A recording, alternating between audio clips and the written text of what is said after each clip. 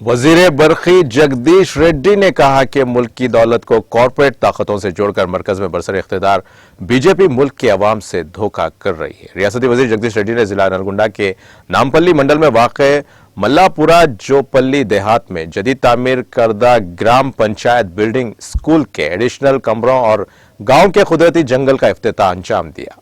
इस मौके पर मुनाक़दा तकरीब से खिताब करते हुए रियासती वजीर जगदीश रेड्डी ने राज गोपाल रेड्डी की बीजेपी में शमूलियत पर अपने शदीद रद्द अमल का इजहार करते हुए कहा कि मुखालिफ किसान और मुखालिफ अवाम पॉलिसीज पर अमल पैरा मरकज की बीजेपी हुकूमत में शामिल हाना बायस तशवीश है। उन्होंने वाज़ेह किया कि ज़मीनी इंतखाबात में बीजेपी को मुनासिब सबक सिखाया जाएगा।